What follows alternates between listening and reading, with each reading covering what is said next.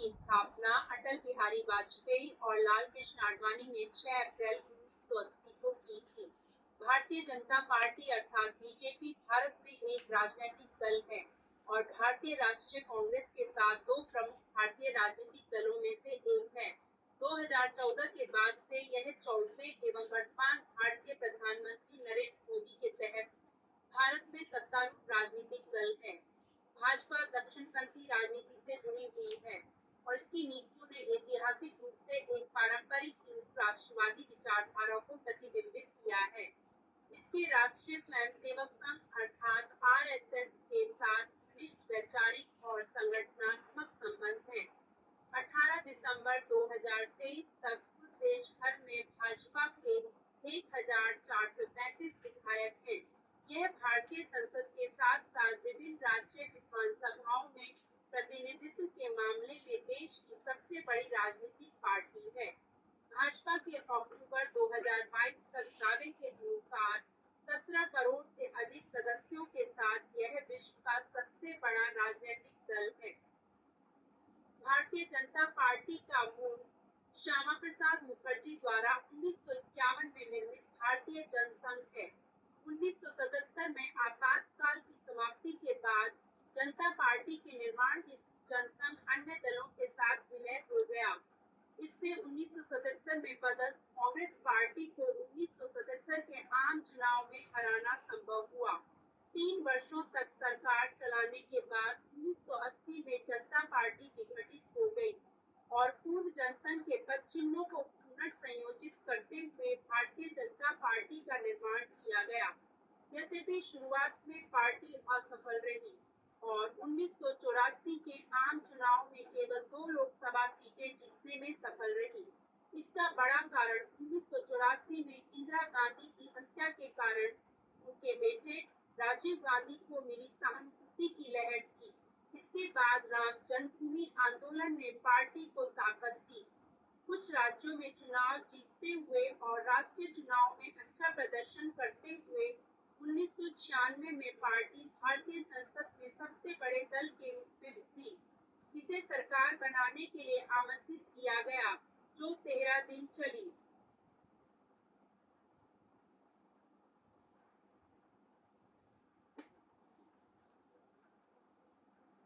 1998 में आम चुनाव के बाद बीजेपी के नेतृत्व में राष्ट्रीय जनतांत्रिक गठबंधन अर्थात राजग का निर्माण हुआ और अटल बिहारी वाजपेयी के नेतृत्व में सरकार बनी, जो 1 वर्ष तक चली। इसके बाद आम चुनाव में राजग को पुनः पूर्ण बहुमत मिला और अटल बिहारी वाजपेयी के नेतृत्व में सरकार ने अपना कार्यकाल पूर्ण किया। इस प्रकार पूर्ण कार्यकाल करने वाली पहली गैर कांग्रेसी सरकार बनी। 2004 के आम चुनाव में बीजेपी को करारी हार का सामना करना पड़ा और अगले 10 वर्षों तक बीजेपी ने संसद में मुख्य विपक्षी दल की भूमिका निभाई। 2014 के आम चुनाव में राजग को गुजरात के लंबे समय से चले आ रहे मुख्यमंत्री नरेंद्र मोदी के नेतृत्व में भारी जीत मिली और 2014 में सरकार बनाई। इसके अलावा दिसंबर 2017 के अनुसार भारत के 29 राज्यों में से 19 राज्यों में भारतीय जनता पार्टी सत्ता में है। भाजपा की कथित विचारधारा एकात्म मानववाद सर्वप्रथम 1965 में दीनदयाल उपाध्याय ने दी थी। पार्टी हिंदुत्व के लिए प्रतिबद्धता व्यक्त करती है और नीतियां ऐतिहासिक रूप से हिंदू राष्ट्रवाद की पक्षधर रही हैं। इसकी विदेश नीति राष्ट्रवादी सिद्धांतों पर केंद्रित है। जम्मू और कश्मीर के लिए विशेष संवैधानिक दर्जा खत्म करना, अयोध्या में राम मंदिर का निर्माण करना तथा सभी भारतीयों के लिए समान नागरिकता कानून का कार्यान्वयन करना भाजपा के मुख्य मुद्दे हैं। हालांकि 1998 से 2004 की राजग सरकार ने किसी भी विवादास्पद मुद्दे को नहीं छुआ और इसके स्थान पर वैश्वीकरण पर आधारित आर्थिक नीतियां तथा सामाजिक कल्याणकारी आर्थिक वृद्धि पर केंद्रित रही। कमल संदेश भारतीय जनता पार्टी का मुखपत्र है। प्रभात झा इसके संपादक हैं और संजीव कुमार सिन्हा सहायक संपादक। जनसंघ के नाम से प्रसिद्ध भारतीय जनसंघ की स्थापना डॉक्टर श्यामा प्रसाद मुखर्जी ने प्रबल कांग्रेस के पार्टी के धर्मनिरपेक्ष राजनीति के प्रत्युत्तर में राष्ट्रवाद के समर्थन में 1951 में की थी। इसे व्यापक रूप में राष्ट्रीय स्वयंसेवक संघ अर्थात आरएसएस की राजनीतिक शाखा के रूप में जाना जाता था, जो स्वैच्छिक रूप से हिंदू राष्ट्रवादी संगठन है और जिसका उद्देश्य भारतीयों की हिंदू सांस्कृतिक पहचान को संरक्षित करना और कांग्रेस तथा प्रधानमंत्री जवाहरलाल नेहरू के मुस्लिम और पाकिस्तान को लेकर तुष्टीकरण को रोकना था। जनसंघ का प्रथम अभियान जम्मू और कश्मीर का भारत में पूर्ण विलय के लिए आंदोलन था।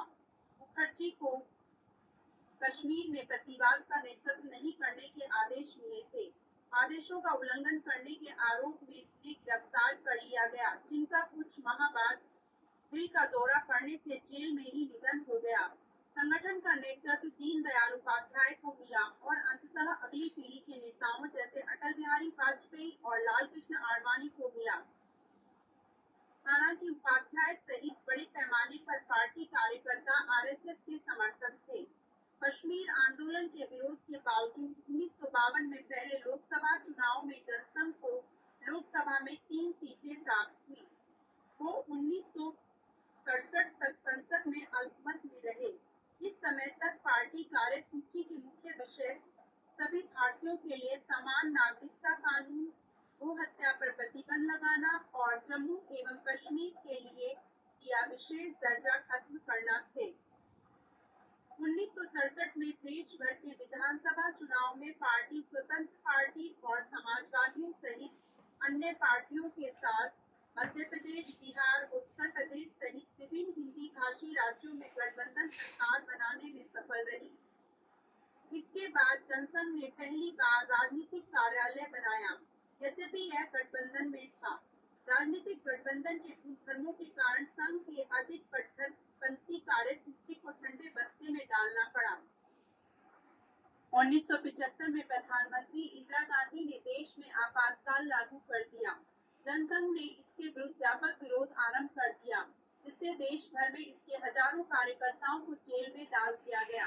1977 में आपातकाल खत्म हुआ और इसके बाद आम चुनाव हुए।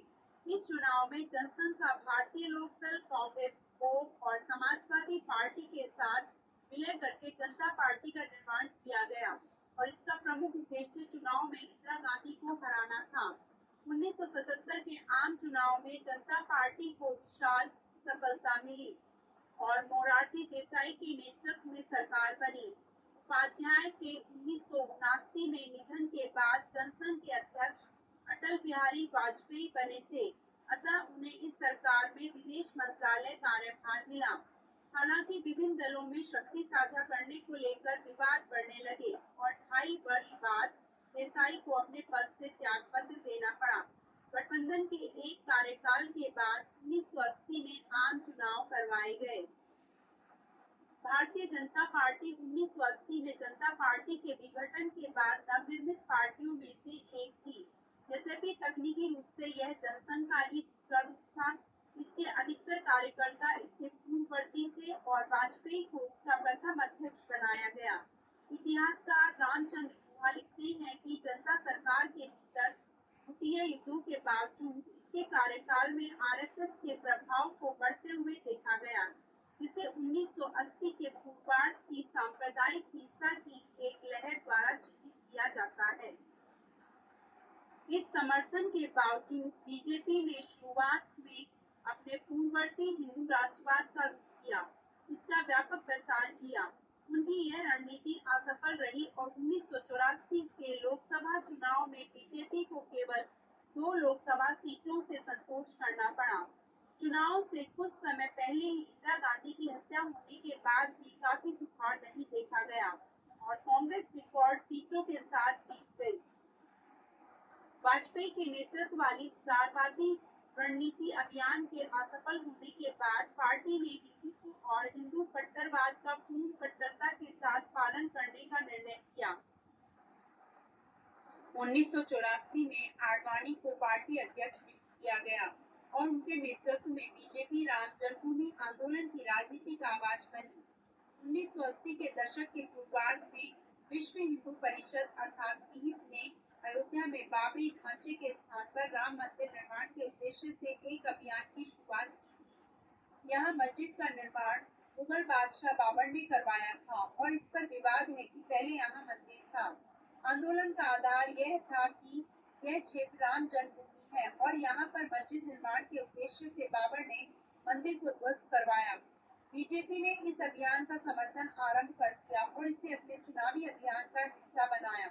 आंदोलन की ताकत के साथ बीजेपी ने 1989 के लोकसभा चुनाव में 86 सीटें प्राप्त की और समान विचारधारा वाली नेशनल फ्रंट की विश्वनाथ प्रताप सिंह सरकार का पूर्ण समर्थन किया।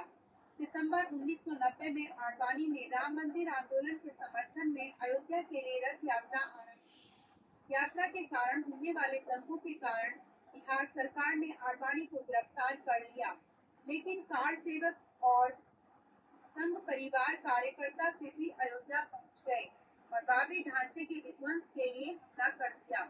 इसके परिणाम स्वरूप अर्धसैनिक बलों के साथ घमासान लड़ाई हुई, जिसमें कई कार सेवक मारे गए। बीजेपी ने विश्वनाथ प्रताप सिंह सरकार से समर्थन वापस ले लिया और एक नए चुनाव के लिए तैयार हो गई। इन चुनाव में बीजेपी ने अपनी शक्ति को और बढ़ाया और 120 सीटों पर विजय प्राप्त की और उत्तर प्रदेश में सबसे बड़े दल के रूप में उभरी। 6 दिसंबर 1992 को राष्ट्रीय स्वयंसेवक संघ और इससे जुड़े संगठनों की रैली में, जिसमें हजारों बीजेपी और विहिप कार्यकर्ता भी शामिल थे, ने मस्जिद क्षेत्र पर हमला कर दिया। पूर्णतः अस्पष्ट हालात में यह रैली एक जिहादी हमले के रूप में विकसित हुई और बाबरी मस्जिद विध्वंस के साथ इसका अंत हुआ। इसके कई सप्ताह बाद देश भर में हिंदू और मुस्लिमों में हिंसा भड़क उठी, जिसमें 2000 से अधिक लोग मारे गए। हिंद को कुछ समय के लिए सरकार द्वारा प्रतिबंधित कर दिया गया और लालकृष्ण आडवाणी सहित विभिन्न बीजेपी नेताओं को विध्वंस उत्तेजक भड़काऊ भाषण देने के कारण गिरफ्तार किया गया। कई प्रमुख इतिहासकारों के अनुसार विध्वंस संघ परिवार के षड्यंत्र का परिणाम था और यह महज एक स्फूर्त घटना नहीं थी। न्यायमूर्ति मनमोहन सिंह लिपरान द्वारा लिखित 2009 की एक रिपोर्ट के अनुसार बाबरी मस्जिद विध्वंस में मुख्यतः बीजेपी नेताओं सहित 68 लोग जिम्मेदार पाए गए। इनमें वाजपेयी, आडवाणी और मुरली मनोहर जोशी भी शामिल हैं। मस्जिद विध्वंस के समय उत्तर प्रदेश के तत्कालीन मुख्यमंत्री कल्याण सिंह की रिपोर्ट में कठोर आलोचना की गई है। उन पर आरोप लगाया गया है कि उन्होंने ऐसे नौकरशाहों और पुलिस अधिकारियों को अयोध्या में नियुक्त किया जो मस्जिद विध्वंस के समय चुप रहे। भारतीय पुलिस सेवा के अधिकारी और विध्वंस के दिन आडवाणी की तत्कालीन सचिव अंजू गुप्ता आयोग के सामने प्रमुख गवाह के रूप में आई। उनके अनुसार आडवाणी और जोशी ने उत्तेजक भाषण दिए, जिससे भीड़ के व्यवहार पर प्रबल प्रभाव पड़ा। 1996 के संसदीय चुनाव में भारतीय जनता पार्टी लोकसभा में 161 सीटें जीतकर सबसे बड़े दल के रूप में उभरी। वाजपेयी को प्रधानमंत्री के रूप में शपथ दिलाई गई, लेकिन वो लोकसभा में बहुमत पाने में असफल रहे और केवल 13 दिन बाद ही उन्हें त्यागपत्र देना पड़ा। 1996 में कुछ क्षेत्रीय दलों ने मिलकर सरकार गठित की, लेकिन यह सामूहिकरण लघुकालिक रहा और अर्धकाल में ही 1998 में चुनाव करवाने पड़े। बीजेपी राष्ट्रीय जनतांत्रिक गठबंधन अर्थात राजग नामक गठबंधन के साथ चुनाव मैदान में उतरी, जिसमें इसके पुराने सहायक जैसे समता पार्टी, शिरोमणि अकाली दल और शिवसेना शामिल थे और इसके साथ ऑल इंडिया अन्ना द्रविड़ मुनेत्र कड़गम और बीजू जनता दल भी इसमें शामिल थी। इन क्षेत्रीय दलों में शिवसेना को छोड़कर बीजेपी की विचारधारा किसी भी दल से नहीं मिलती थी। उदाहरण के लिए अमर्त्य सेन ने इसे अनौपचारिक अर्थात एडहॉक सामूहिकरण कहा था। बहरहाल तेलुगु देशम पार्टी के बाहर से समर्थन के साथ राजग ने बहुमत प्राप्त किया और वाजपेयी पुनः प्रधानमंत्री बने। हालांकि गठबंधन 1999 में उस समय टूट गया जब अन्ना द्रमुक नेता जयललिता ने समर्थन वापस ले लिया और इसके परिणाम स्वरूप पुनः आम चुनाव हुए। 13 अक्टूबर 1999 को बीजेपी के नेतृत्व वाले राजग को बिना अन्ना द्रमुक के पूर्ण समर्थन मिला और संसद में 303 सीटों के साथ पूर्ण बहुमत प्राप्त किया। बीजेपी ने अब तक का सर्वश्रेष्ठ प्रदर्शन करते हुए 183 सीटों पर विजय प्राप्त की। वाजपेयी तीसरी बार प्रधानमंत्री बने और आडवाणी उप प्रधानमंत्री तथा गृह मंत्री बने। इस बीजेपी सरकार ने अपना 5 वर्ष का कार्यकाल पूर्ण किया। यह सरकार वैश्वीकरण पर आधारित आर्थिक नीतियों और सामाजिक कल्याणकारी आर्थिक वृद्धि पर केंद्रित रही। सन 2000 में प्रधानमंत्री वाजपेयी और रूसी राष्ट्रपति व्लादिमीर पुतिन वाजपेयी के नेतृत्व में भारत रूस सैन्य संबंधों को प्रतिष्ठित किया गया, जिसमें कुछ सैन्य समझौते भी हुए। 2001 में बंगारू लक्ष्मण बीजेपी अध्यक्ष बने, जिन्हें $1 लाख की घूस स्वीकार करते हुए दिखाया गया, जिसमें उन्हें रक्षा मंत्रालय से संबंधित कुछ खरीदारी समझौतों को तहलका पत्रकार ने चित्रित किया। बीजेपी ने उन्हें पद छोड़ने को मजबूर किया और उसके बाद उन पर मुकदमा भी चला। अप्रैल 2012 में उन्हें 4 वर्ष जेल की सजा सुनाई गई, जिनका 1 मार्च 2014 को निधन हो गया। 27 फरवरी 2002 को हिंदू तीर्थयात्रियों अर्थात कार सेवकों को ले जा रही एक रेलगाड़ी को गोधरा कस्बे के बाहर मुस्लिमों द्वारा आग लगा दी गई। यह रेलगाड़ी अयोध्या से आ रही थी और इस विभत्स कृत्य में 59 लोग मारे गए। इस घटना को हिंदुओं पर हमले के रूप में देखा गया और इसने गुजरात राज्य में भारी मात्रा में मुस्लिम विरोधी हिंसा को जन्म दिया, जो कई सप्ताह तक चली। कुछ अनुमानों के अनुसार इसमें मरने वालों की संख्या 2000 तक पहुंच गई, जबकि 1,50,000 लोग विस्थापित हो गए। बलात्कार, अंगभंग और यातना की घटनाएं बड़े पैमाने पर हुई। गुजरात के मुख्यमंत्री नरेंद्र मोदी और अन्य सरकार के उच्च पदस्थ अधिकारियों पर हिंसा आरंभ करने और इसे जारी रखने के आरोप लगे, क्योंकि कुछ अधिकारियों ने कथित तौर पर दंगाइयों का निर्देशन किया और उन्हें मुस्लिम स्वामित्व वाली संपत्तियों की सूची दी। अप्रैल 2009 में सर्वोच्च न्यायालय ने गुजरात दंगे मामले की जांच करने और उसमें तेजी लाने के लिए एक विशेष जांच दल एसआईटी गठित किया। सन 2012 में एसआईटी ने मोदी को दंगों में लिप्त नहीं पाया, लेकिन बीजेपी विधायक माया कोठानी को दोषी पाया गया, जो मोदी मंत्रिमंडल में कैबिनेट मंत्री रह चुकी हैं। कोठानी को इसके लिए 28 वर्ष की जेल की सजा सुनाई गई। पॉल ब्रदर्स, मर्था नुसबॉम और दीपांकर गुप्ता जैसे शोधार्थियों के अनुसार इन घटनाओं में राज्य सरकार की उच्च स्तर की मिलीभगत थी। वाजपेयी ने 2004 में चुनाव समय से 6 माह पहले ही करवाए। राजग का अभियान इंडिया शाइनिंग के नारे के साथ शुरू हुआ, जिसमें राजग सरकार को देश में तेजी से आर्थिक बदलाव का श्रेय दिया गया। हालांकि राजग को अप्रत्याशित हार का सामना करना पड़ा और लोकसभा में कांग्रेस के गठबंधन के 222 सीटों के सामने केवल 186 सीटों पर ही जीत ली। संयुक्त प्रगतिशील गठबंधन के मुखिया के रूप में मनमोहन सिंह ने वाजपेयी का स्थान ग्रहण किया। राजग की असफलता का कारण भारत के ग्रामीण क्षेत्रों तक पहुंचने में असफल होना और विभाजनकारी रणनीति को बताया गया। मई 2008 में बीजेपी ने कर्नाटक राज्य चुनाव में जीत दर्ज की। यह प्रथम समय था जब पार्टी ने किसी दक्षिण भारतीय राज्य में चुनावी जीत दर्ज की हो। हालांकि इसने 2013 में अगले विधानसभा चुनाव में इसे खो दिया। 2009 के आम चुनाव में इसकी लोकसभा में क्षमता घटते हुए 116 सीटों तक सीमित रह गई। 2014 के आम चुनाव में बीजेपी ने 282 सीटों पर जीत प्राप्त की और इसके नेतृत्व वाले राजग को 543 लोकसभा सीटों में से 336 सीटों पर जीत प्राप्त हुई। यह 1984 के बाद पहली बार था कि भारतीय संसद में किसी एक दल को पूर्ण बहुमत मिला। बीजेपी संसदीय दल के नेता नरेंद्र मोदी को 26 मई 2014 को भारत के 14वें प्रधानमंत्री के रूप में शपथ दिलाई गई। 2019 के आम चुनाव में बीजेपी ने 303 सीटों पर प्रचंड जीत प्राप्त की और इसके नेतृत्व वाले राजग को 543 लोकसभा सीटों में से 352 सीटों पर जीत प्राप्त हुई। बीजेपी की आधिकारिक विचारधारा एकात्म मानववाद है। इसके अतिरिक्त भारतीय जनता पार्टी के नेता अटल बिहारी वाजपेयी और पार्टी के कई अन्य नेताओं ने गांधीवादी समाजवाद को पार्टी के लिए एक अवधारणा के रूप में स्वीकार किया था। बीजेपी अध्यक्ष जेपी नड्डा के अनुसार हुआ मतलब भाजपा नहीं है। उन्होंने कहा कि हम सबका साथ, सबका विकास, सबका विश्वास और सबका प्रयास के सूत्र पर काम करते हैं। स्थापना के बाद से बीजेपी की आर्थिक नीतियां बहुत सीमा तक बदलती रही हैं। इस दल के अंदर विभिन्न प्रकार की आर्थिक विचार देखने को मिलते हैं। 1980 के दशक में अपने पितृ दल अर्थात भारतीय जनसंघ की तरह इस दल की आर्थिक सोच में राष्ट्रीय स्वयंसेवक संघ और उसके अनुषंगिक संगठनों की आर्थिक सोच का प्रभाव था।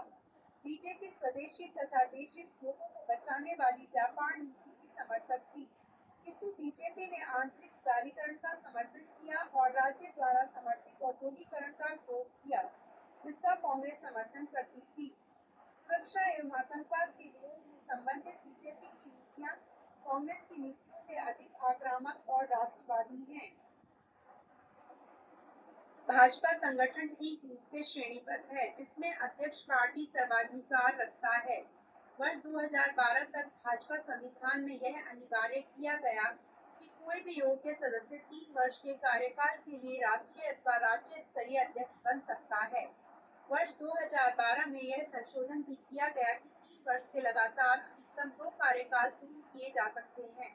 अध्यक्ष के बाद राष्ट्रीय कार्यकारिणी होगी, जिसमें परिवर्तनीय मात्रा में कुछ देश भर से वरिष्ठ नेता होते हैं और यह कार्यकारिणी पार्टी की उच्च स्तर के निर्णय लेने की क्षमता रखती है। इसके सदस्यों में से कुछ उपाध्यक्ष, महासचिव, कोषाध्यक्ष और सचिव होते हैं, जो सीधे अध्यक्ष के साथ काम करते हैं।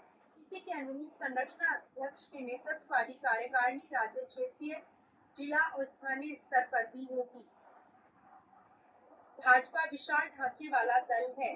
इसके समान विचारधारा वाले अन्य संगठनों के साथ संबंध रहते हैं, जैसे राष्ट्रीय स्वयंसेवक संघ और विश्व हिंदू परिषद। इसका समूह का ढांचा भाजपा का पूरक हो सकता है और उसके सामान्य कार्यकर्ता आरएसएस अथवा इससे जुड़े संगठनों से व्युत्पन्न अथवा शिथिलता कहा जाए तो संघ परिवार से संबद्ध हो सकते हैं। भाजपा के अन्य सहयोगियों में अखिल भारतीय विद्यार्थी परिषद अर्थात एबीवीपी शामिल है। इसमें आरएसएस की छात्रा इकाई, भारतीय किसान संघ, उनकी किसान शाखा, भारतीय मजदूर संघ और आरएसएस से संबद्ध मजदूर संघ भी शामिल हैं। भाजपा के अन्य सहायक संगठन भी हैं, जैसे भाजपा अल्पसंख्यक मोर्चा, इसका अल्पसंख्यक भाग है। भारतीय जनता पार्टी के अध्यक्ष दल के चुने हुए प्रमुख होते हैं। अध्यक्ष पद पर नियुक्ति 2 सालों के लिए हुआ करती थी और लगातार 2 सत्रों तक हो सकती थी।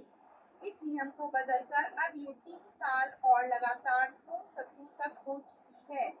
पार्टी अध्यक्ष राजनाथ सिंह के नेतृत्व में 2014 में देश में प्रचंड विजय हासिल की और सरकार बनाने में सफल हुई। दोबारा 2019 में अमित शाह के नेतृत्व में